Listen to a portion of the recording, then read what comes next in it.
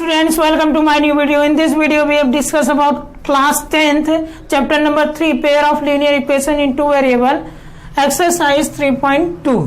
तो स्टूडेंट्स हम लोग एक्सरसाइज 3.2 के बचे हुए क्वेश्चन की बात करेंगे, ठीक है ना। बाकी 2 क्वेश्चन की बात हम लोगों ने इससे प्रीवियस वीडियो में हम लोगों ने कर चुके हैं, ठीक है ना। अब हम बात करेंगे क्वेश्चन नंबर 3 की, ठीक है ना। तो क्वेश्चन नंबर 3 में क्या है, on comparing the ratios a1/a2 b1/b2 c1/c2 find out whether the following pair linear equations are consistent और इनकंसिस्टेंट। मैंने इंट्रोडक्शन में बताया था कब हम लोग कंसिस्टेंट कहेंगे, कब हम लोग इनकंसिस्टेंट कहेंगे। तो इसको जानने के लिए आप लोग इंट्रोडक्शन को पढ़िएगा एक बार फिर से, ठीक है ना। तो देखिए मैं एक बार फिर से यहाँ पे रिवाइज कर देता हूँ कि कंसिस्टेंट कब कहेंगे और इनकंसिस्टेंट कब कहा जाएगा। तो देखिए जब आपको वो इंटरसेप्टिंग ग्राफ मिलेगा या फिर आपको कोइंसाइड ग्राफ मिलेगा तो उसको हम लोग कहते हैं कंसिस्टेंट। जब आपको पैरेलल ग्राफ मिलता है तो उसको हम लोग क्या कहते हैं, इनकंसिस्टेंट, ठीक है ना। यानी किस कंडीशन में, अगर आपका a1/a2 does not equal to b1/b2 मिल गया तब तो ये क्या होगा, और ये मिल गया a1/a2 equal to b1/b2 equal to c1/c2, ये तो कंडीशन मिल गई, तब तो आप क्या कहोगे, कंसिस्टेंट कहोगे, ठीक है ना। कंसिस्टेंट यानी pair of linear equation are consistent, right. तो अगर आपको ये मिल गया a1/a2 b1/b2 does not equal to c1/c2 तो इस कंडीशन में आप क्या कहोगे, इनकंसिस्टेंट होगा। क्या होगा, इनकंसिस्टेंट, कंसिस्टेंट, राइट, ठीक है ना। तो एक बार मैं फिर से आपको रिवाइज करा दिया। तो चलिए क्वेश्चन नंबर फर्स्ट को हम लोग सॉल्व करते हैं। तो क्वेश्चन नंबर फर्स्ट क्या है, 3 + 2y = 5 and 2x - 3y = 7, right. ये बात तो क्लियर है। अब देखो हम लोग क्या करेंगे, a1/a2 निकालेंगे। हम लोग जानते हैं ना कैसे वैल्यू निकालते हैं। तो a1 की क्या है, ये फर्स्ट इक्वेशन को देखेंगे, a1 = 3 है, b1 = क्या है, 2 है, और c1 = क्या है, देखो c1 = क्या होगा, c1 ये +5 है ना, उधर जाएगा तो -5 हो जाएगा, राइट। चलिए a2 = क्या होगा, 2 है। हम लोगों ने वैल्यू कैसे हम लोग वैल्यू रखते हैं, पुट करते हैं यहाँ पर, कैसे हम लोग वैल्यू देखते हैं वो हमने आपको बता दिया था क्वेश्चन नंबर फर्स्ट और सेकेंड में ही बता दिया गया था। और b2 = क्या है, साइन के साथ लेंगे तो -3, ठीक है ना। एंड c2 = क्या होगा, उधर ले जाइए इसको तो -7 हो जाएगा, ठीक है ना।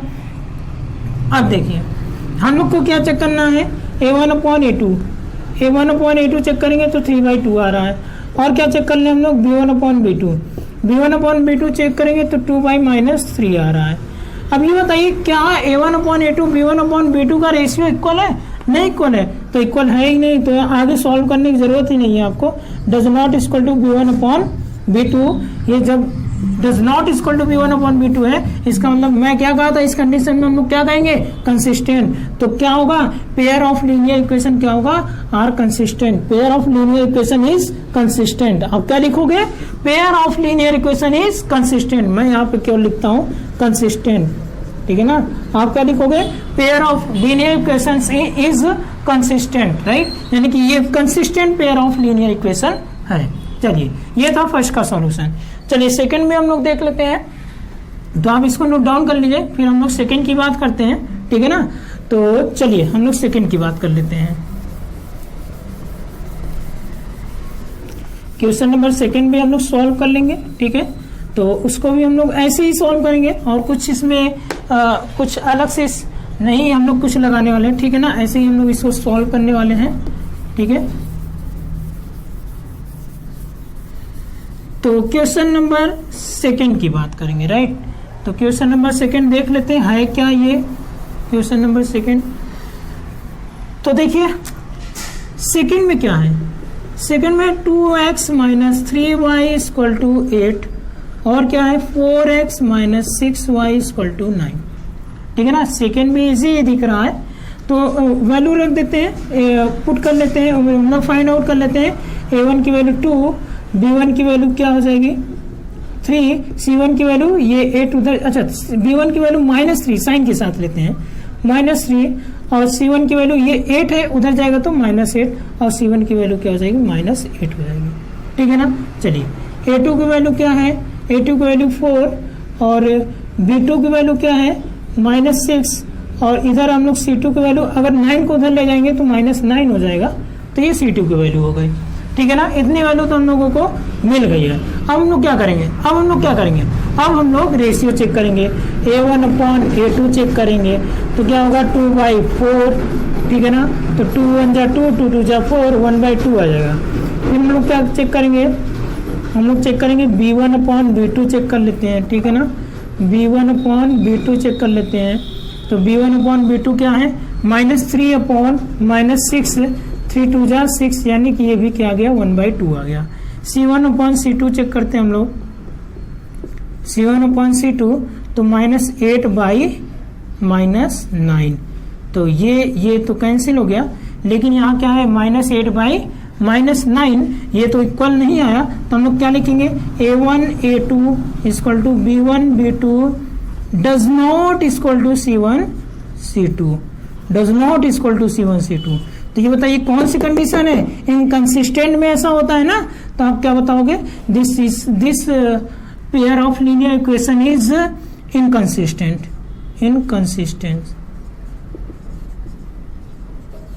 ठीक है, तो ये था क्वेश्चन नंबर 2 का सॉल्यूशन।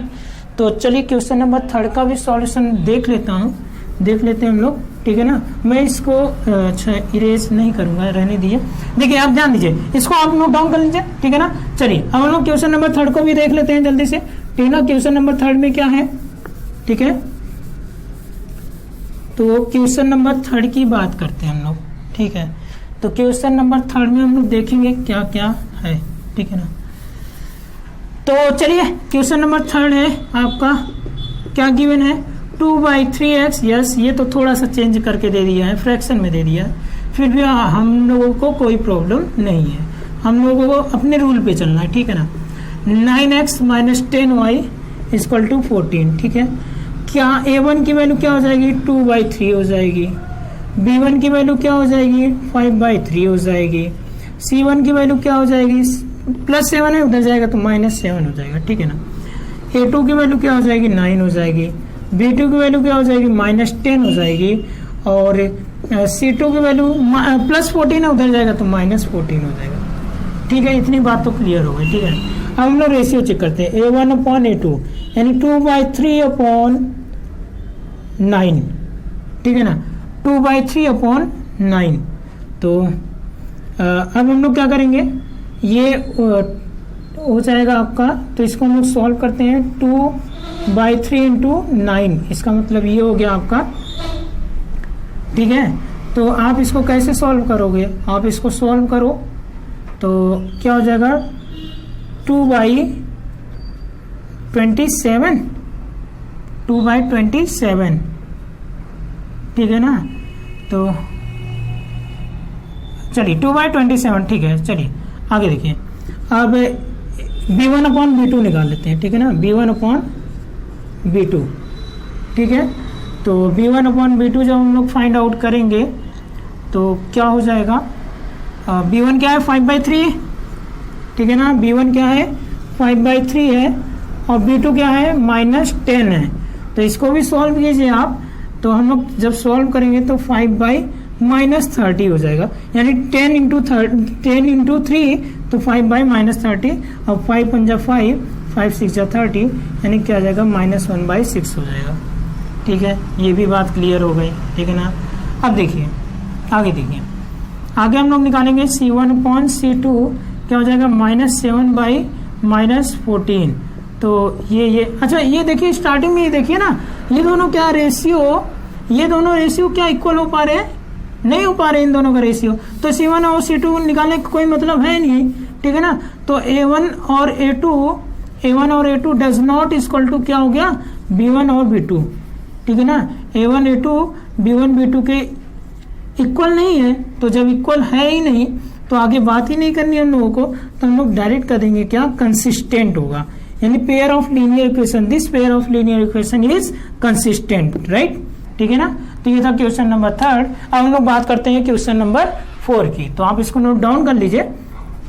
चलिए क्वेश्चन नंबर 4 को भी हम लोग देख लेते हैं कि क्वेश्चन नंबर 4 में क्या गिवन है ठीक है।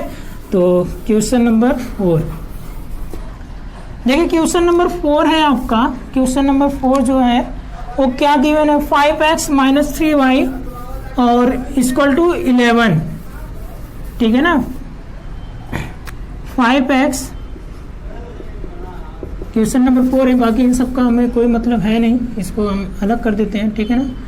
तो 5x minus 3y equal to 11 हो गया, और क्या है minus 10x plus 6y equal to क्या हो जाएगा माइनस 22।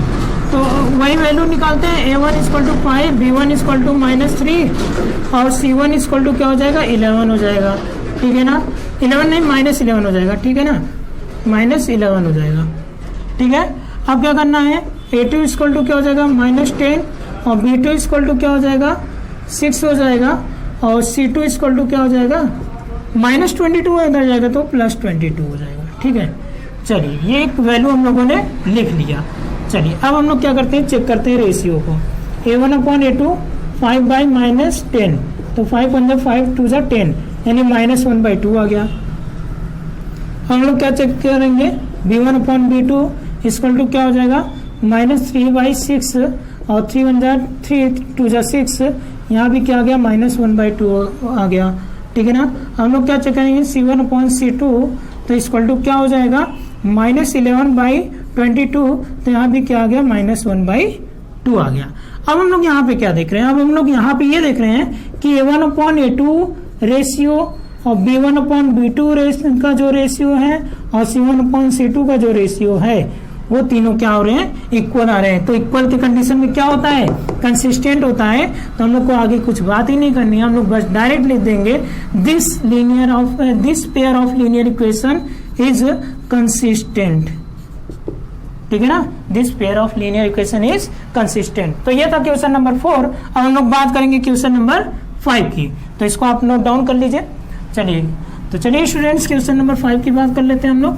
तो क्वेश्चन नंबर 5 में अगर हम लोग ध्यान दें तो क्या गिवन है, 4/3x plus 2y equal to 8, ठीक है ना। सभी क्वेश्चन लिख रखा है हमने यहाँ पर, ठीक है। तो हम लोग क्या करेंगे, क्वेश्चन को देख देख कर जल्दी से सॉल्व कर लेंगे, ठीक है। चलिए, तो क्वेश्चन नंबर 5 है 4/3x plus 2y equal to 8, ठीक है ना। एक तो ये हो गया। अब अगला क्या है, 2x plus 3y equal to 12, ठीक है ना। वैल्यू निकाल लेते हैं। a1 की वैल्यू क्या है 4/3 है, ठीक है, 4/3 है। b1 की वैल्यू क्या है 2 है, c1 की वैल्यू क्या है 8 है। 8 नहीं होगा, -8 होगा, इसको उधर ले जाएंगे ना -8। एक ध्यान दीजिएगा, हम लोग इसको उधर ले जा करके तब हम लोग वैल्यू पुट करेंगे, ठीक है ना। तो a2 की वैल्यू क्या हो जाएगी 2 हो जाएगी, b2 की वैल्यू क्या हो जाएगी 3 हो जाएगी, ठीक है ना। और c2 की वैल्यू क्या हो जाएगी, b2 की वैल्यू तो क्या आ गई आपकी 3 आ गई।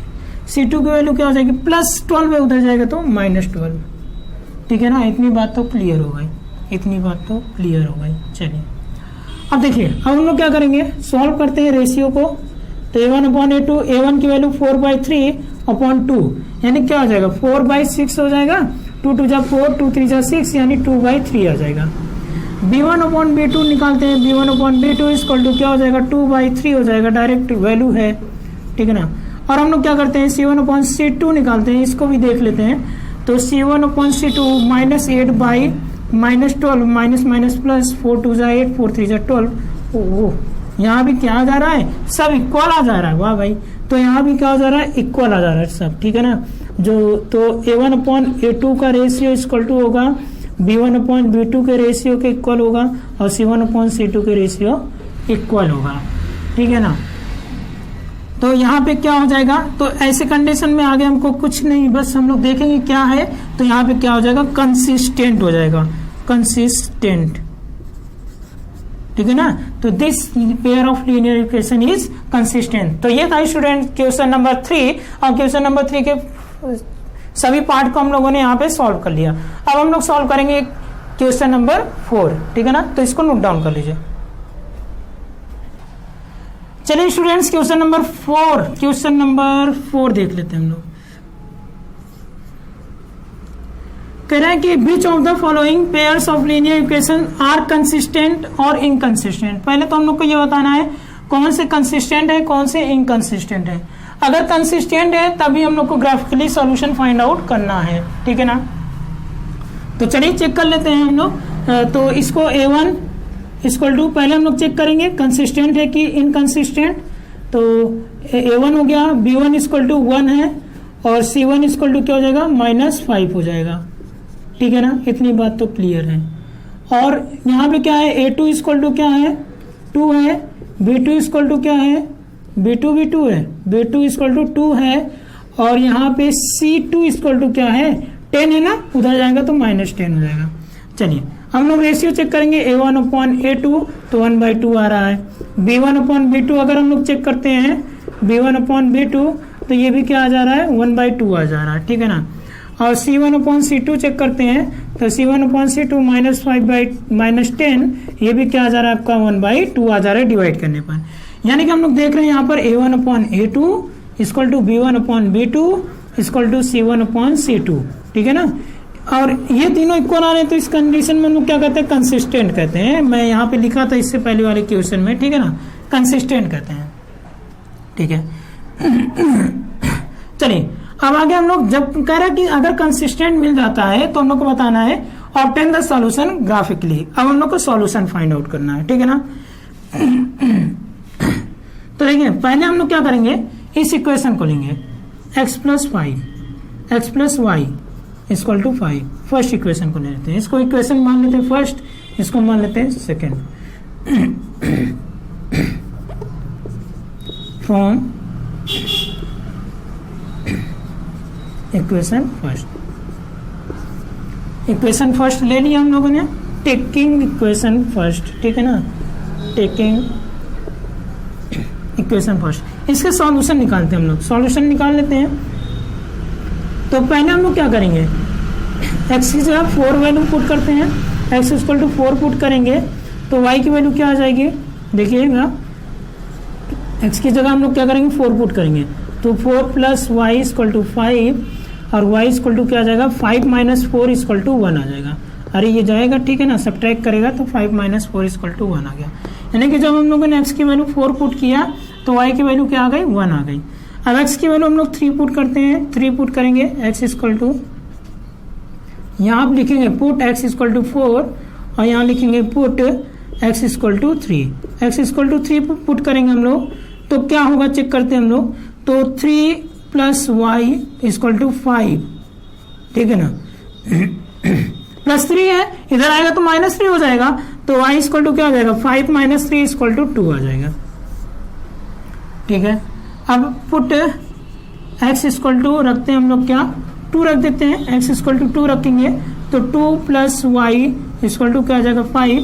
ये 2 है इधर रखेंगे, 2 को इधर ले आएंगे तो -2 हो जाएगा तो 5 - 2 इक्वल टू क्या हो जाएगा 3 हो जाएगा।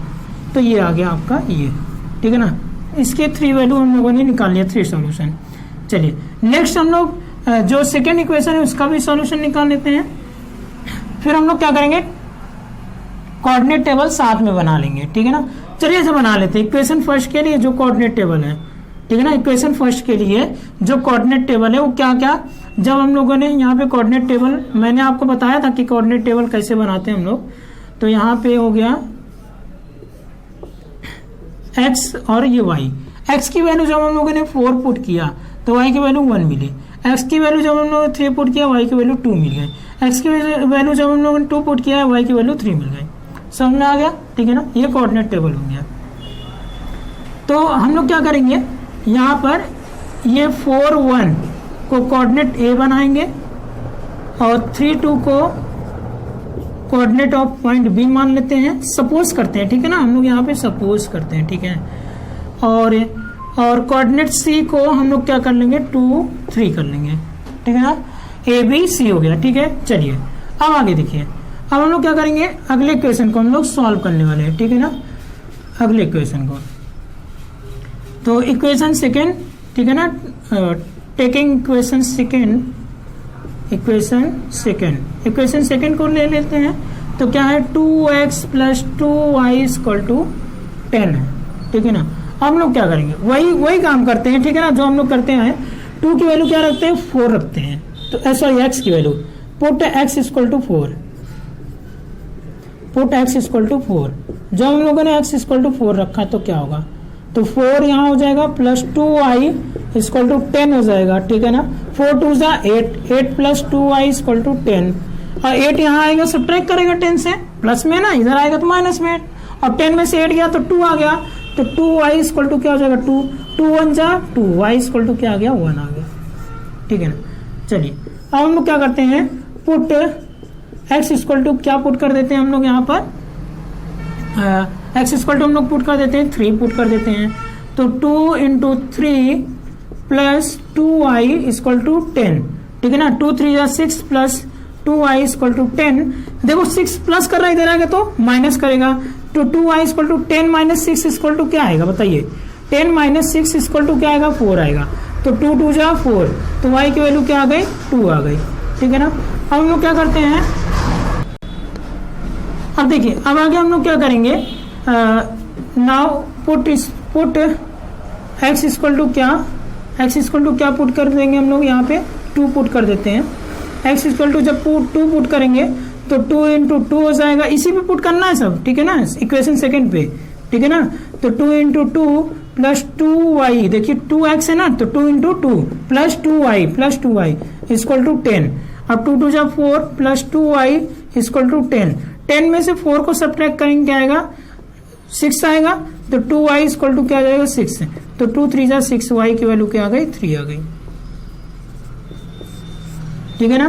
तो अगर हम लोग यहाँ कोऑर्डिनेट टेबल बनाते हैं सेकेंड इक्वेशन का, कोऑर्डिनेट टेबल अगर हम लोग यहाँ बनाएंगे तो क्या हो जाएगा, देखिए ध्यान दीजिएगा, तो x हो गया y, x की वैल्यू जब हम लोगों ने 4 पुट किया y की वैल्यू 1 आया, x की वैल्यू 3 पुट किया तो y की वैल्यू 2 आया, x की वैल्यू 2 पुट किया तो y की वैल्यू 3 आ गया, ठीक है ना। तो अब हम लोग क्या करेंगे, यहाँ पे फिर से इसका भी कोऑर्डिनेट बना लेते हैं, तो यहाँ पे इसको क्या मान लेंगे हम लोग, ये C तक तो हो गया ना, ये D हो गया, ये E हो गया, अच्छा दोनों इक्वल आ रहे हैं क्या, दोनों इक्वल आ रहे हैं ना, तो ज़्यादा हम लोग को नोमेनक्लेचर करने की जरूरत है नहीं, ठीक है ना। तो यहाँ पे आप क्या करिए, नाउ अब लिखेंगे हम लोग क्या, नाउ बी प्लॉटिंग द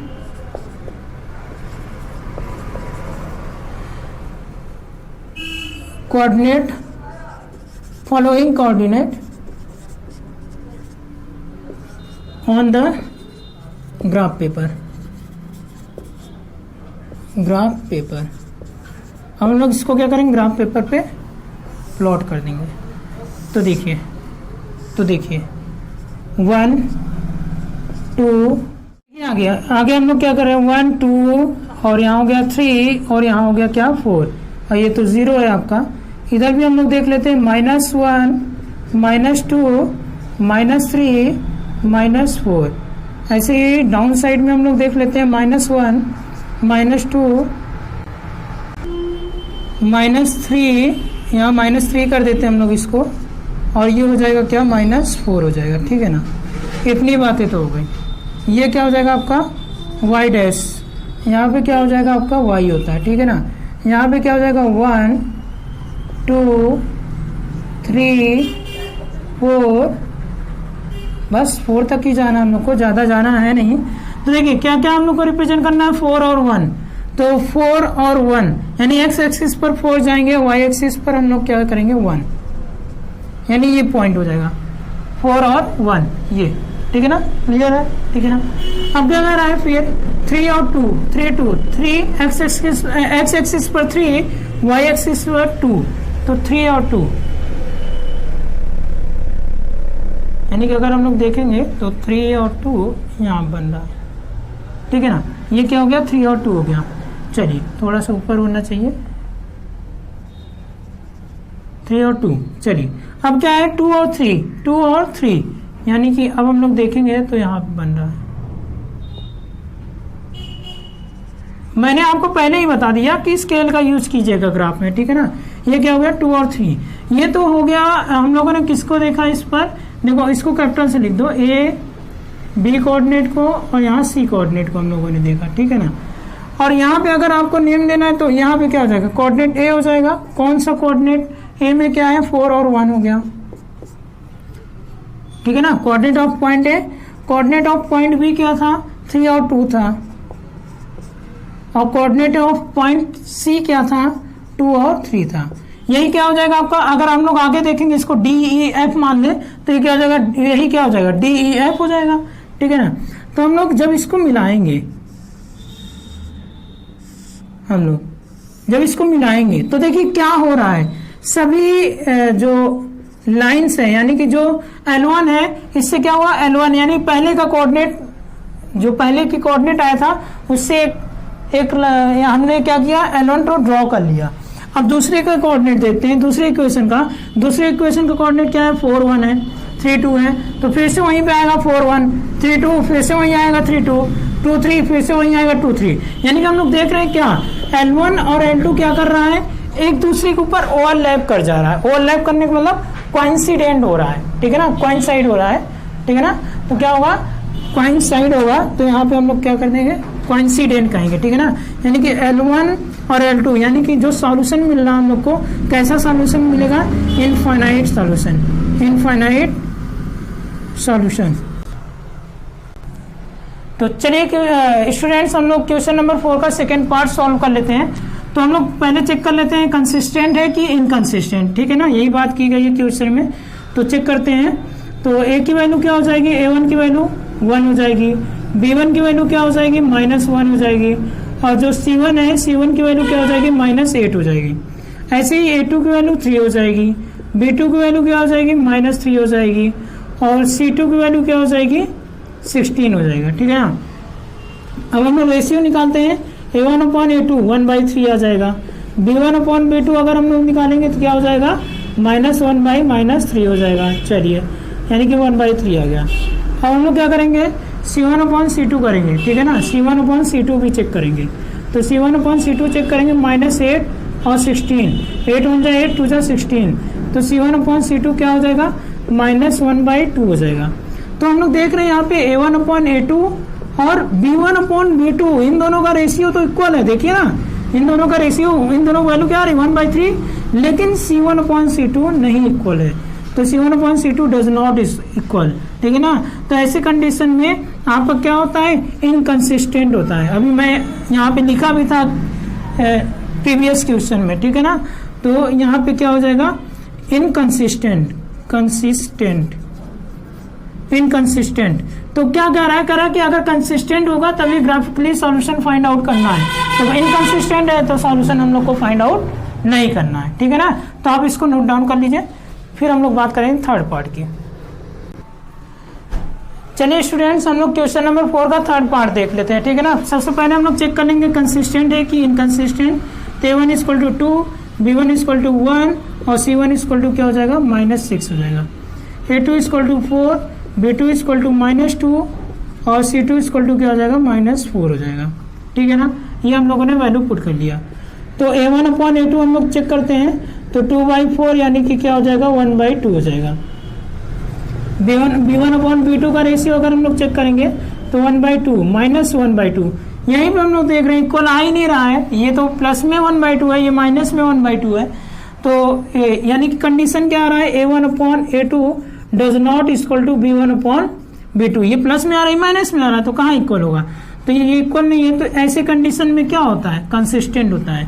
अच्छा अगर ये कंसिस्टेंट है तो क्या कह रहा है कि अगर कंसिस्टेंट है तो ऑब्टेन द सॉल्यूशन ग्राफिकली है, तो हम लोग को सॉल्यूशन फाइंड आउट करना है। तो इक्वेशन फर्स्ट अगर मैं इसको मानूँ और इसको मानूँ इक्वेशन सेकेंड, तो हम लोग यहाँ लिखेंगे taking equation first on taking equation first, equation first equation को हम लोग लेंगे। तो क्या है 2x + y -6 = 0, ठीक है ना, ठीक है ना। अब देखो आप क्या करोगे, इसको लिख लो 2x + y -6 से इधर ले आओ तो +6 हो गया। अब पुट x = 2, x = क्या करेंगे हम लोग 2 पुट करेंगे। तो जब x की जगह 2 पुट करेंगे, 2 नहीं 0 पुट कर देते हैं, 0 पुट करेंगे तो 2 × 0 + y = 6, तो ये तो 0 हो गया, 2 का मल्टीप्लाई 0 से किए 0 हो गया, तो क्या बचा y = 6 बच गया। यानी कि y की वैल्यू क्या आ गई 6 आ गई। तो फाइनली y की वैल्यू क्या आ गई 6 आ गई जब हम लोगों ने x इक्वल टू 0 पुट किया, ठीक है ना। चलिए आगे हम लोग क्या करते हैं,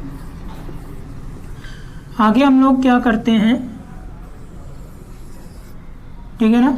अब क्या रखेंगे हम लोग, x की वैल्यू कुछ और रख लेते हैं हम लोग यहाँ पर।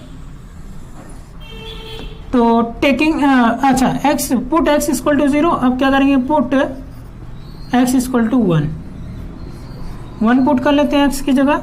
तो क्या हो जाएगा 2 इंटू 1 इस इक्वेशन में, फर्स्ट इक्वेशन में, ठीक है ना, पुट कर रहे हैं। 2 into 1 plus y equal to 6। तो 2 1 जा 2 और 6 में से 2 गया तो क्या आ गया 4, यानी कि y की वैल्यू क्या आ गई 4 आ गई, ठीक है ना। चलिए अब आगे हम लोग क्या करते हैं, पुट x इक्वल टू हम लोग क्या रख लेते हैं 3 रख लेते हैं, ठीक है ना। x इक्वल टू हम लोग क्या करेंगे 3 रख लेंगे। तो 2 into 3 plus y equal to 6 यानी 6 हो गया। तो 6 प्लस वाई इक्वल टू 6 हो जाएगा और 6 में से 6 जाएगा, देखिए 6 और 6 कैंसिल हो जाएगा, यानी कि y की वैल्यू क्या आ जाएगी 0 हो जाएगी, ठीक है ना। यानी कि ये हम लोग को कोऑर्डिनेट मिला, ठीक है। तो हम लोगों ने क्या रखा, पहले 0 रखा तो क्या आ गया, अच्छा यहाँ पे हम लोग कोऑर्डिनेट टेबल बनाएंगे। तो कोऑर्डिनेट टेबल हम लोग यहाँ पे ड्रॉ कर लेते हैं। x हो गया y, जब हम लोग 0 पुट किया 6 आया, 1 पुट किया 4 आया और 3 पुट किया तो 0 आ गया, ठीक है ना। क्या आ गया 0 आ गया, ये है coordinate table.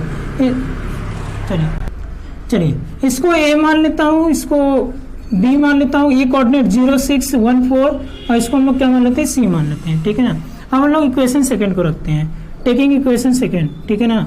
On taking equation second, equation second को ले लेते हैं हम लोग। तो क्या है equation second, 4x minus 2y minus 4 equal to 0। तो क्या करेंगे हम लोग यहाँ पर, सबसे पहले 0 रख देते हैं। तो 4 into x equal to 0, put x equal to 0, ठीक है ना। तो क्या हो जाएगा 4 into 0 minus 2y equal to minus, अच्छा ये प्लस माइनस 4 इधर आएगा तो प्लस 4 हो जाएगा, ठीक है ना। ये हो जाएगा प्लस 4। तो 4 का 0 से मल्टीप्लाई करेंगे तो 0 आ जाएगा। तो माइनस 2y इक्वल टू 4, तो 2 2 जा 4, y इक्वल टू क्या आ जाएगा, y इक्वल टू अगर हम लोग देते हैं y इक्वल टू माइनस 2 आ जाएगा, ठीक है। चलिए आगे हम लोग चेक कर लेते हैं। आगे हम लोग पुट करेंगे, put x equal to 1, x equal to अगर 1 पुट करते हैं तो क्या हो जाएगा यहाँ पर 4 इंटू 1 माइनस 2y। अच्छा 1 पुट करने पे क्या होगा 0 हो जाएगा, ठीक है। Minus 2y minus 4 equal to 0, ठीक है ना। तो 4 1 जा 4 हो जाएगा और माइनस 2y और ये माइनस 4 इधर ले जाओ तो प्लस 4 हो जाएगा और ये प्लस 4 ये भी प्लस 4 0 हो गया। तो y की वैल्यू क्या आ गई, फाइनली 0 आ गई, ठीक है ना। y की वैल्यू क्या हो जाएगी 0 हो जाएगी। अब put x equal to 3, x equal to 3 put करते हैं। तो 4 इंटू 3 हो जाएगा minus 2y minus 4 equal to 0। यह क्या हो जाएगा 12 minus 2y equal to minus 4 इधर आएगा तो प्लस 4। अब ये इधर जाएगा सब्ट्रैक्ट कर लेगा तो 8 आ जाएगा। तो माइनस 2y इक्वल टू क्या हो जाएगा 4 माइनस 12, यानी कि माइनस 2y इक्वल टू क्या हो जाएगा 8 आ जाएगा। तो 2 4 जा 8, ठीक है ना, माइनस 8 आएगा, minus minus cancel, y equal to क्या आ गया आपका 4 आ गया, ठीक है ना। चलिए इतनी वैल्यू तो आ गई हम लोगों की। अब हम लोग इसका भी कोऑर्डिनेट बना लेते हैं इसी तरीके से, ठीक है ना। तो यहाँ पे कोऑर्डिनेट हम लोग बनाएंगे। तो ये हो गया x हो गया, ये क्या हो गया y। यहाँ पे हम लोग क्या करेंगे, इसका क्या क्या आया है इक्वेशन सेकंड के लिए 0 माइनस 2 1 और 0, यहाँ क्या आ गया 3 और 4 आ गया, ठीक है ना। चलिए कोऑर्डिनेट में इसको हम लोग मान लेते हैं c, ये c है, ये d है और ये e है, ठीक है ना। Now we plot the coordinate on the graph paper. Now we plotting the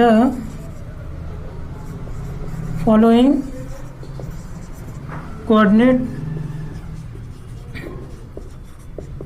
on the graph paper, on the graph paper, right. चलिए ग्राफ पेपर पे हम लोग क्या करेंगे, इसको प्लॉट करेंगे, ठीक है ना। तो चलिए देखते हैं। तो मैक्सिमम कितना गया है, मैक्सिमम तो 6 गया है, तो हम लोग इसको प्लॉट कर लेते हैं।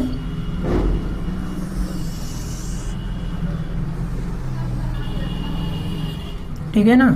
तो जब प्लॉट करेंगे यहाँ क्या होगा, 1 2 3 4 5 और 6 और 7, ठीक है ना। ये हो गया आपका वाई एक्सिस, ठीक है ना। यहाँ पे क्या होगा आपका एक्स डैश एक्सिस, तो यहाँ क्या होगा -1 -2 -3 -4 -5 -6 और -7। चलिए ये तो 0 हो गया आपका। यहाँ क्या हो जाएगा 1 2 3 4 5 6 और 7, ठीक है। अब यहाँ पे हम लोग अगर बात करें तो यहाँ हो जाएगा -1 -2 -3 -4 -5 -6 और -7।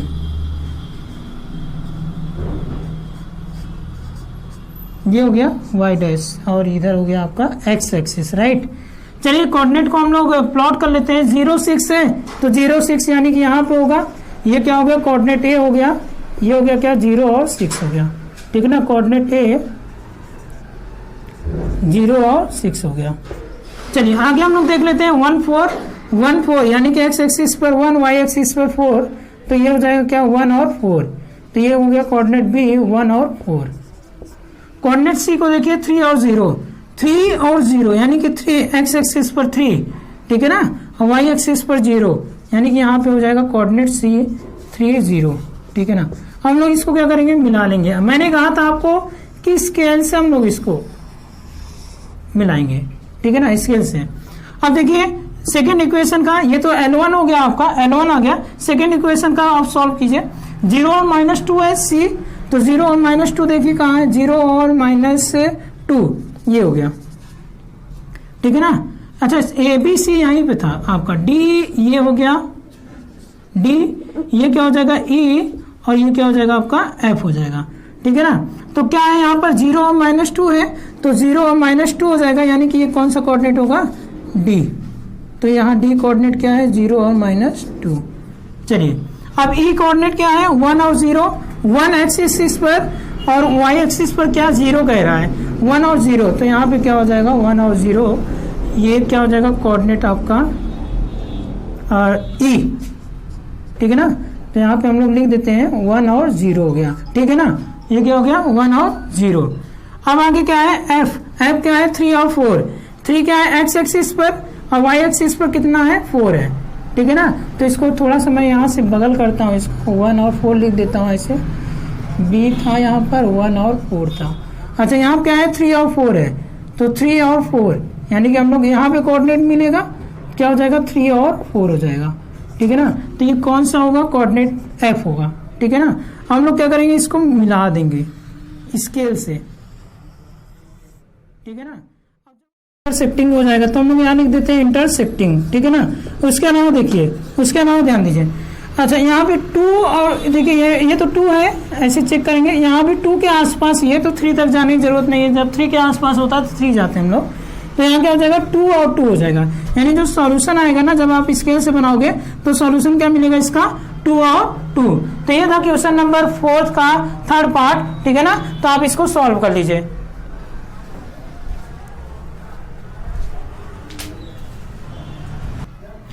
चलिए हम लोग फोर्थ पार्ट की बात कर लेते हैं, क्वेश्चन नंबर 4 के फोर्थ पार्ट की। तो सबसे पहले हम लोग देख लेते हैं A1 की वैल्यू क्या है 2, B1 की वैल्यू क्या है -2 और C1 की वैल्यू क्या है -2, ठीक है। और A2 की वैल्यू क्या है 4, B2 की वैल्यू क्या है -4 और C2 की वैल्यू क्या है, C2 की वैल्यू क्या है -5, ठीक है।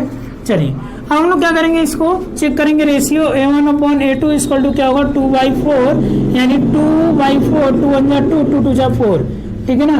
यानी क्या मिलने वाला हम लोग को 1/2, B1/B2 का रेशियो अगर हम लोग चेक करेंगे तो क्या मिलेगा, -2 -4, तो ये कैंसिल, 2/4 यानी कि 1/2, यहाँ तक तो इक्वल है, ठीक है ना।